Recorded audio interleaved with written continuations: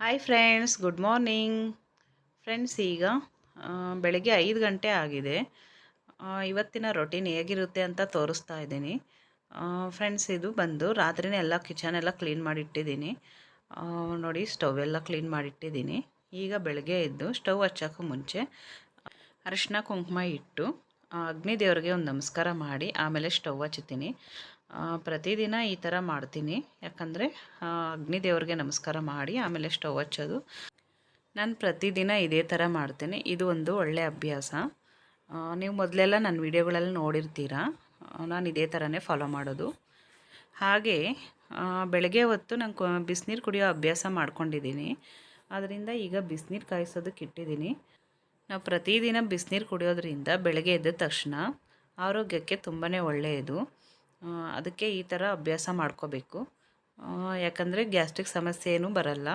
ಹಾಗೆ ಚಿಕ್ಕ ಮಕ್ಕಳಿಗೆ ಒಂದು ಮೋಷನ್ ಪ್ರಾಬ್ಲಮ್ಸ್ ಕೂಡ ಬರಲ್ಲ. ಇದು ಒಂದು ಒಳ್ಳೆಯ ಅಭ್ಯಾಸ. ಎಲ್ಲರೂ ಕೂಡ ಫಾಲೋ ಮಾಡಿ. ಬೆಳಗ್ಗೆ ಎದ್ದ ತಕ್ಷಣ ಒಂದು ಗ್ಲಾಸ್ ಬಿಸಿನೀರು ಕುಡಿದ್ರೆ ತುಂಬಾ ಒಳ್ಳೆಯದು. ಇವತ್ತು ಸೋಮವಾರ ಅಂದರೆ ಶಿವನ ವಾರ ಕೂಡ.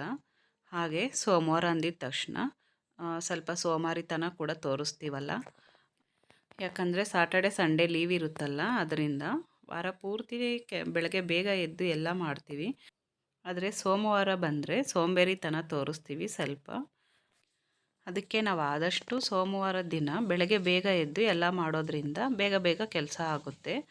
ಹಾಗೆ ವಾರದ ಮೊದಲನೇ ದಿನ ಅಲ್ವಾ ಸೋಮವಾರ ಅಂದರೆ, ವಾರದ ಮೊದಲನೇ ದಿನವೇ ಬೇಗ ಎದ್ದು ಎಲ್ಲ ಮಾಡಿದ್ರೆ ಪ್ರತಿದಿನ ಹಾಗೆ ರೂಢಿ ಆಗಿಬಿಡುತ್ತೆ. ಹಾಗೆ ಮನೆಯಲ್ಲಿ ಮಕ್ಕಳು ಸ್ಕೂಲ್ಗೆ ಹೋಗೋರು ಇದ್ದರೆ, ಹಾಗೆ ಕೆಲಸಕ್ಕೆ ಹೋಗೋರು ಇದ್ದರೆ ಬೆಳಗ್ಗೆ ಬೇಗ ಎದ್ದು ಎಲ್ಲ ಮಾಡಬೇಕು ಅನಿಸುತ್ತೆ. ಯಾರೂ ಕೆಲಸಕ್ಕೂ ಹೋಗಿಲ್ಲ, ಮಕ್ಕಳು ಸ್ಕೂಲ್ಗೆ ಹೋಗ್ತಾ ಇಲ್ಲ ಅಂದರೆ ಬೆಳಗ್ಗೆ ಎದ್ದೊಳೋದಕ್ಕೆ ಆಗಲ್ಲ. ಯಾಕಂದರೆ ಈಗ ಸಮ್ಮರ್ ಹಾಲಿಡೇಸ್ ಬಂದರೂ ನಾವು ಕೂಡ ಅದೇ ಥರನೇ ಮಾಡ್ತೀವಲ್ಲ, ಬೆಳಗ್ಗೆ ಬೇಗ ಎದ್ದೊಳೋದು ಅಭ್ಯಾಸನೇ ಮರ್ತೋಗ್ಬಿಡ್ತೀವಿ. ಫ್ರೆಂಡ್ಸ್, ನಾನು ಕೂಡ ಒಂದೊಂದು ಸರಿ ಇದೇ ಥರನೇ ಮಾಡ್ತೀನಿ, ಏನು ಮಾಡೋಕ್ಕಾಗಲ್ಲ. ಹಾಗೆ ನಾನು ಪ್ರತಿದಿನ 5 ಗಂಟೆಗೆ ಎದ್ದು ಎಲ್ಲ ಮಾಡ್ತೀನಿ ಅಂತ ನಾನು ಹೇಳ್ತಾ ಇಲ್ಲ. ಯಾಕಂದರೆ ನನ್ನ ಕೆಲಸದ ಬ್ಯುಸಿ ಇರುತ್ತಲ್ಲ, ನನ್ನ ಟೈಮಿಂಗ್ ಪ್ರಕಾರ ಯಾವುದೂ ಮಾಡೋಕ್ಕಾಗಲ್ಲ. ಪ್ರತಿದಿನ ಒಂದೇ ಟೈಮಿಂಗ್ನ ಫಾಲೋ ಮಾಡೋಕ್ಕಾಗ್ತಾಯಿಲ್ಲ. ನನಗಿದೊಂದೇ ಪ್ರಾಬ್ಲಮ್ ಆಗ್ತಾಯಿರೋದು.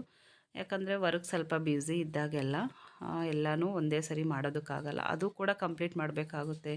ನಾವು ಕಸ್ಟಮರ್ ಹತ್ರ ಈಸ್ಕೊಂಡಿರ್ತೀವಿ, ಅವ್ರಿಗೆ ಟೈಮ್ಸ್ ಕರೆಕ್ಟಾಗಿ ನಾವು ಕೊಡಬೇಕು ಅಂದರೆ ಮನೆ ಕೆಲಸ ಸ್ವಲ್ಪ ಹಿಂದೆಯೇ ಉಳಿಯುತ್ತೆ. ಆದರೆ ಹಿಂದೆ ಉಳಿಯುತ್ತೆ ಅಂದರೆ ಪ್ರತಿದಿನ ಎಲ್ಲ ಕೂಡ ಮಾಡಲೇಬೇಕು. ಆದರೆ ಟೈಮಿಂಗ್ ಪ್ರಕಾರ ಮಾಡೋದಕ್ಕಾಗಲ್ಲ. ಇದೇ ಟೈಮ್ಗೆ ಇದೇ ಮಾಡಬೇಕು ಅಂತ ಮಾಡೋಕ್ಕಾಗಲ್ಲ. ಯಾವಾಗ ನನಗೆ ಟೈಮ್ ಸಿಗುತ್ತೋ ಮನೆಯಲ್ಲಿ ಎಷ್ಟೊತ್ತು ಇರ್ತೀನೋ ಅಷ್ಟೊತ್ತು ಮಿಷಿನ್ನ ಆನ್ ಮಾಡಿಕೊಂಡು ಮನೆ ಕೆಲಸನೂ ಮಾಡ್ಕೋತಾ ಇರ್ತೀನಿ. ಒಂದೊಂದು ಸರಿ ಮಿಷಿನ್ ಮುಂದೆನೇ ಇರಬೇಕಾಗುತ್ತಲ್ಲ, ಹಾಗೆಲ್ಲ ಲೇಟೇ ಆಗುತ್ತೆ. ಇದೇ ಟೈಮಿಂಗ್ ಅನ್ನೋದಕ್ಕೆ ಆಗಲ್ಲ. ನನಗೆ ಯಾವಾಗ ಟೈಮ್ ಸಿಗುತ್ತೋ ಆವಾಗ ಮಾಡ್ಕೋತಾ ಇರ್ತೀನಿ. ಆದರೆ ಮನೆಯಲ್ಲಿರಬೇಕಾದ್ರೆ ಮಿಷಿನ್ನ ನೋಡಿಕೊಂಡು ನಾನು ಮನೆಯಲ್ಲಿರೋ ಕೆಲಸ ಅಡುಗೆ ಮಾಡೋದು ಪ್ರತಿಯೊಂದೂ ಮಾಡ್ಕೋತೀನಿ. ಇಲ್ಲ ಅಂದರೆ ನನಗೆ ಟೈಮ್ ಕೂಡ ಸಾಕಾಗಲ್ಲ. ಅದರಿಂದನೇ ಮಿಷಿನ್ ಕೂಡ ಮನೇಲಿ ಇಟ್ಕೊಂಡಿರೋದು. ಮನೇಲಿ ಸ್ವಲ್ಪ ಕೆಲಸ ಮಾಡ್ಕೋತಾ ಮಿಷಿನ್ ಕೂಡ ರನ್ ಮಾಡ್ಕೋಬೋದು ಅಂತ. ಹಾಗೆ ನೈಟಲ್ಲಿ ಕೂಡ ಅಷ್ಟೇ. ನೈಟಲ್ಲಾದರೆ ಒಂದು 1 ಗಂಟೆ ಆಗಲಿ ನಾನು ಮಾಡ್ಕೊಂಡಿರ್ಬೋದು. ಅದೇ ಅಂಗಡಿಯಲ್ಲಾದರೆ ನಾನು ಇರೋದಕ್ಕಾಗಲ್ವಲ್ಲ ಅಷ್ಟೊತ್ತವರೆಗೂ. ಅದರಿಂದ ನಾನು ಮನೆಯಲ್ಲೇ ಇಟ್ಕೊಂಡಿದ್ದೀನಿ. ಈಗ ಬೆಳಗ್ಗೆ 6 ಗಂಟೆ ಆಗೋಯಿತು. ನೋಡಿ ಫ್ರೆಂಡ್ಸ್, ಈಗ ನಾನು 1 ತಿಂಗಳಿಂದ ಬೆಳಗ್ಗೆ ಹೊತ್ತು ವಾಕ್ ಹೋಗ್ತಾಯಿದ್ದೀನಿ. ಇದು ಬಂದು ವಾಕ್ ಹೋಗಿ ಬಂದಮೇಲೆ ಹಾಲು ತಗೊಂಡು ಬಂದು ಟೀ ಮಾಡ್ಕೊಂಡು ಕುಡಿಯೋಣ ಅಂಥೇಳಿ ಹಾಲು ತೊಗೊಂಡು ಬಂದಿದ್ದೀನಿ. ಹಾಲು ಪ್ಯಾಕೆಟ್ ತೊಗೊಂಡು ಬಂದಿದ್ದ ತಕ್ಷಣ ವಾಶ್ ಮಾಡಿ ನೀರಲ್ಲಿ, ಯಾಕಂದರೆ ಎಲ್ಲೆಲ್ಲೋ ಬಿದ್ದು ಎದ್ದು ಬಂದಿರುತ್ತೆ ಅದು. ಅದರಿಂದ ಅದನ್ನು ಫಸ್ಟ್ ವಾಶ್ ಮಾಡಿಬಿಟ್ಟು ಆಮೇಲೆ ನಾವು ಕಟ್ ಮಾಡಿ ಪಾತ್ರೆಗೆ ಹಾಕ್ಕೋಬೇಕು. ಈ ಅಭ್ಯಾಸ ಬಂದು ಕೊರೋನಾ ಬಂದಾಗ ಇದು ಅಭ್ಯಾಸ ಆಗಿದ್ದು. ಯಾಕಂದರೆ ಆಗೆಲ್ಲನೂ ತುಂಬ ಹುಷಾರಾಗಿರ್ತಾ ಇದ್ವಲ್ಲ ಕೊರೋನಾ ಬಂದಾಗ. ಆಗಲಿಂದ ಕೂಡ ನಾನು ಇದನ್ನೇ ಕಂಟಿನ್ಯೂ ಮಾಡ್ಕೊಂಡಿದ್ದೀನಿ. ಯಾಕಂದರೆ ಅದು ಕರೆಕ್ಟೇ ಅಲ್ವಾ, ಎಲ್ಲೆಲ್ಲೋ ಬಿದ್ದು ಎದ್ದು ಬಂದಿರುತ್ತೆ. ಎಷ್ಟೋ ಜನ ಮುಟ್ಟಿರ್ತಾರೆ, ಯಾವ್ಯಾವ ಕೈಯಲ್ಲಿ ಮುಟ್ಟಿರ್ತಾರೋ ಅದು ನಮಗೂ ಕೂಡ ಗೊತ್ತಿರಲ್ಲ. ಅದಕ್ಕೆ ಅದನ್ನು ಒಂದು ಸರಿ ವಾಶ್ ಮಾಡ್ಕೊಳ್ಳೋದು ಒಳ್ಳೆಯದು. ಈಗ ಟೀ ರೆಡಿ ಆಯಿತು. ಹಾಗೆ ಬೆಳಗ್ಗೆ ಹೊತ್ತು ಟೀ ಕುಡಿಯೋ ಅಭ್ಯಾಸ ಕೂಡ ಇದೆ. ಅದಕ್ಕೆ ಟೀ ಮಾಡ್ಕೊಂಡು ಕುಡಿತಾ ಇದ್ದೀನಿ. ಹಾಗೆ ಒಂದು ಕಡೆ ಹಾಲು ಕಾಯ್ಸೋಕ್ಕಿಟ್ಟು ಇನ್ನೊಂದು ಕಡೆ ಅನ್ನಕ್ಕೆ ಇಡ್ತಾಯಿದ್ದೀನಿ. ಹಾಗೆ ಇವತ್ತು ಬ್ರೇಕ್ಫಾಸ್ಟ್ಗೆ ಚಿತ್ರಾನ್ನ ಮಾಡೋಣ ಅಂತ ಅಂದ್ಕೊಂಡಿದ್ದೀನಿ. ಯಾಕಂದರೆ ಅದು ಸ್ವಲ್ಪ ಬೇಗ ಆಗುತ್ತಲ್ವ, ಅದಕ್ಕೆ. ಹಾಗೆ ಬೆಳಗ್ಗೆ ಎದ್ದಿದ ತಕ್ಷಣ ಏನು ಮಾಡೋದು ನಾಷ್ಟ ಅನ್ನೋದು ಒಂದು ತಲೆನೋವು. ಸಾಯಂಕಾಲ ಆದರೆ ಅಡುಗೆ ಏನು ಮಾಡೋದು ಅನ್ನೋದೇ ಪ್ರತಿಯೊಬ್ಬ ಹೆಣ್ಮಕ್ಳಿಗೂ ಚಿಂತೆ ಆಗಿಬಿಡುತ್ತೆ. ಹಾಗೆ ಈಗ ಪ್ರತಿಯೊಂದು ರೇಟ್ ಜಾಸ್ತಿ ಆಗಿದೆ. ಈರುಳ್ಳಿ ಕೂಡ ಅಷ್ಟೇ. ಈರುಳ್ಳಿ ಕೂಡ ರೇಟ್ ಜಾಸ್ತಿ ಆಗಿದೆ. ಟೊಮೊಟೊ ಕೂಡ ರೇಟ್ ಜಾಸ್ತಿ. ಪ್ರತಿಯೊಂದು ಐಟಮ್ಸು ರೇಟ್ ಜಾಸ್ತಿ ಆಗಿದೆ. ಹಾಗೆ ನಾನಿಲ್ಲಿ ಈರುಳ್ಳಿ ಕೂಡ ತೊಳೆದ್ಬಿಟ್ಟು ನಾನು ಕಟ್ ಮಾಡ್ತಾ ಇದ್ದೀನಿ. ಯಾಕಂದರೆ ತುಂಬ ಜನ ಅದ್ರ ಮೇಲೆ ಚಿಪ್ಪೆ ಇರುತ್ತೆ ಅಂದ್ಬಿಟ್ಟು ಬರೀ ಚಿಪ್ಪೆ ಮಾತ್ರ ತೆಗೆದುಬಿಟ್ಟು ಹಾಗೆ ಕಟ್ ಮಾಡ್ತಾರೆ. ಆದರೆ ನನಗೆ ಈ ಥರ ಅದು ಇಷ್ಟ ಆಗಲ್ಲ. ಈರುಳ್ಳಿ ಚಿಪ್ಪೆ ತೆಗೆದ್ರು ಕೂಡ ಅದನ್ನು ಸ್ವಲ್ಪ ತೊಳೆದು ಬಿಟ್ಟೆ ಆಮೇಲೆ ಕಟ್ ಮಾಡ್ಕೊತೀನಿ. ಹಾಗೆ ಈರುಳ್ಳಿನ ಚಿಪ್ಪೆ ತೆಗೆದುಬಿಟ್ಟು ಒಂದೆರಡು ನಿಮಿಷ ನೀರಲ್ಲಿಟ್ಟರೆ ಸ್ವಲ್ಪ ಖಾರ ಕೂಡ ಕಡಿಮೆ ಆಗುತ್ತೆ. ಈಗ ನಾನು ಚಿತ್ರಾನ್ನಗೆ ರೆಡಿ ಮಾಡ್ತಾಯಿದ್ದೀನಿ. ಹಾಗೆ ಟೊಮೊಟೊ ಬೆಲೆ ಕೂಡ ಜಾಸ್ತಿನೇ ಆಗಿದೆಯಲ್ಲ. ಈ ಥರ ಎಲ್ಲಾದ್ರ ಬೆಲೆ ಜಾಸ್ತಿ ಆದರೆ ಜೀವನ ಮಾಡೋದು ಹೇಗೆ? ಪ್ರತಿಯೊಂದು ಬೆಲೆನೂ ಜಾಸ್ತಿನೇ ಆಗಿದೆ. ಪಾಪ ನಮಗಿಂತ ಬಡವರು ಇನ್ನೂ ಯಾವ ರೀತಿ ಕಷ್ಟಪಡ್ತಾ ಇರ್ತಾರೋ ಏನೋ ಅನಿಸುತ್ತೆ. ಜೀವನ ಮಾಡೋದು ತುಂಬಾ ಕಷ್ಟ ಇದೆ ಈಗ. ಹಾಗೆ ಇವತ್ತು ಈ ಸ್ಯಾರಿ ಉಟ್ಕೊಳ್ಳೋಣ ಅಂತೇಳಿ ಈ ಬ್ಲೌಸ್ನ ಸ್ಟಿಚ್ ಮಾಡಿಕೊಂಡೆ. ಒಂದು ವಾರ ಆಯಿತು ಈ ಬ್ಲೌಸ್ನ ಸ್ಟಿಚ್ ಮಾಡಿಕೊಂಡು. ಹಾಗೆ ಈ ಸ್ಯಾರಿ ಬಂದು ತಗೊಂಡು ಒಂದು 6 ತಿಂಗಳೇ ಆಯಿತು. ನನಗೆ ಸ್ಟಿಚ್ ಮಾಡ್ಕೊಳ್ಳೋದಕ್ಕೆ ಟೈಮೇ ಸಾಕಾಗಿಲ್ಲ. ಬರೀ ಕಸ್ಟಮರ್ದು ನೋಡೋದೇ ಆಯಿತು.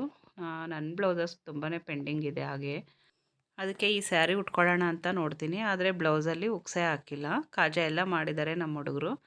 ಆದರೆ ಉಕ್ಸ್ ಹಾಕೋದು ಮರ್ತೋಗ್ಬಿಟ್ಟಿದ್ದಾರೆ. ಅದಕ್ಕೆ ಬೆಳಗ್ಗೆನೇ ನಾನು ಉಕ್ಸ್ ಹಾಕ್ತಾಯಿದ್ದೀನಿ ಬ್ಲೌಸ್ಗೆ. ಈ ಸ್ಯಾರಿ ತಗೊಂಡು ಆಗಲೇ ಸುಮಾರು ಒಂದು 6 ತಿಂಗಳೇ ಆಗಿರ್ಬೋದು. ಈಗ ಬ್ಲೌಸ್ ಸ್ಟಿಚ್ ಮಾಡ್ಕೊಂಡಿದ್ದೀನಿ. ಇದೇ ಸ್ಯಾರಿನ ಯಾಕೆ ಉಟ್ಕೋಬೇಕು, ಬೇರೆ ಯಾವುದಾದ್ರೂ ಉಟ್ಕೋಬೋದಾಗಿತ್ತಲ್ಲ ಅಂದ್ಕೋಬೋದಲ್ಲ. ಇದ್ರ ಬಗ್ಗೆ ನಾಳೆ ವಿಡಿಯೋದಲ್ಲಿ ಹೇಳ್ತೀನಿ.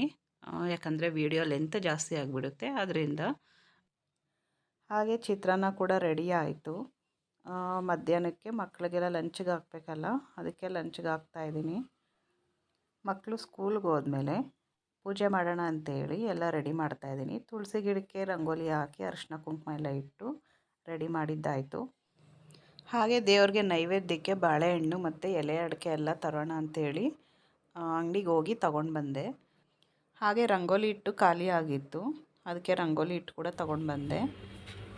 ಶುಕ್ಲಾಂಬರಧರಂ ವಿಷ್ಣುಂ ಶಶಿವರ್ಣಂ ಚತುರ್ಭುಜಂ ಪ್ರಸನ್ನವದನಂ ಧ್ಯಾಯೇ ಸರ್ವವಿಘ್ನೋಪಶಾಂತಯೇ. ಶುಭಂ ಕರೋತಿ ಕಲ್ಯಾಣಂ ಆರೋಗ್ಯಂ ಧನ ಸಂಪದಃ ಶತ್ರುಬುದ್ಧಿ ವಿನಾಶಾಯ ದೀಪಜ್ಯೋತಿ ನಮೋಸ್ತುತೇ.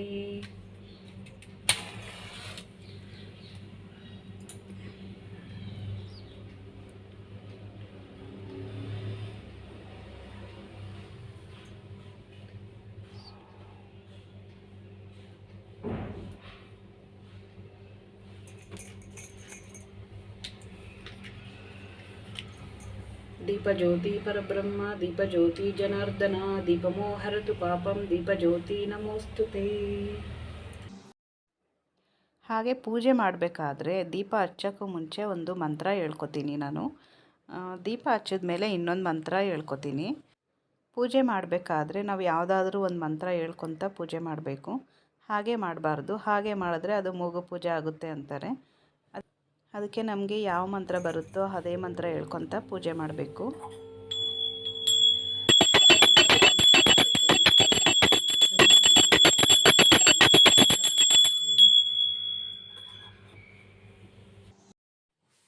ಪೂಜೆ ಮಾಡಬೇಕಾದ್ರೆ ನಮಗೆ ಯಾವ ಮಂತ್ರ ಬರುತ್ತೋ ಅದನ್ನು ಹೇಳ್ಕೊಂಡು ಪೂಜೆ ಮಾಡ್ಬೋದು. ಅದೇ ಮಂತ್ರ ಹೇಳಬೇಕು ಇದೇ ಮಂತ್ರ ಹೇಳಬೇಕು ಅಂತ ಏನಿಲ್ಲ. ಎಲ್ಲರಿಗೂ ಕೂಡ ಮಂತ್ರ ಹೇಳೋದಕ್ಕೆ ಬರಲ್ವಲ್ಲ, ಅದಕ್ಕೆ ಬರದೇ ಇರೋರು ಓಂ ನಮಃ ಶಿವಾಯ ಅಂತ ಹೇಳ್ಕೊಂಡ್ರೂ ಸಾಕು. ಇಲ್ಲ ಅಂದರೆ ಗಮ್ ಗಣಪತಯೇ ನಮಃ ಅಂತಲೂ ಹೇಳ್ಕೊಬೋದು. ಈ ಥರ ಚಿಕ್ಕದಾಗಿ ಯಾವುದಾದ್ರೂ ಆಗಲಿ ಒಂದು ಮಂತ್ರ ಹೇಳ್ಕೊತ ಪೂಜೆ ಮಾಡಬೇಕು. ಹಾಗೆ ಹೊಸಲಿಗೂ ಕೂಡ ಪೂಜೆ ಮಾಡಬೇಕು. ಮನೆಯ ಮುಖ್ಯ ದ್ವಾರ ಅಂತೀವಲ್ಲ, ಅದಕ್ಕೆ ಹೊಸಲಿಗೂ ಕೂಡ ಪೂಜೆ ಮಾಡಿ ಹಾಗೆ ತುಳಸಿ ಗಿಡಕ್ಕೂ ಕೂಡ ಪೂಜೆ ಮಾಡಬೇಕು. ಹಾಗೆ ಆರತಿ ಮಾಡೋವಾಗ ಒಂದು ಮಂತ್ರ ಹೇಳ್ಕೊತ ಆರತಿ ಮಾಡಬೇಕು. ಸರ್ವಮಂಗಳ ಮಾಂಗಲ್ಯೆ ಶಿರೇ ಸರ್ವಾರ್ಥ ಸಾಧಕೆ ಶರಣ್ಯೇ ತ್ರಯಂಬಕೆ ದೇವಿ ನಾರಾಯಣಿ ನಮೋಸ್ತುತೆ ಅಂತ ಇಷ್ಟು ಹೇಳ್ಕೊಂಡು ಪೂಜೆ ಮಾಡಿದ್ರೆ ಸಾಕು. ಈಗ ಪೂಜೆ ಮಾಡಿದ್ದೆಲ್ಲ ಆಯಿತು.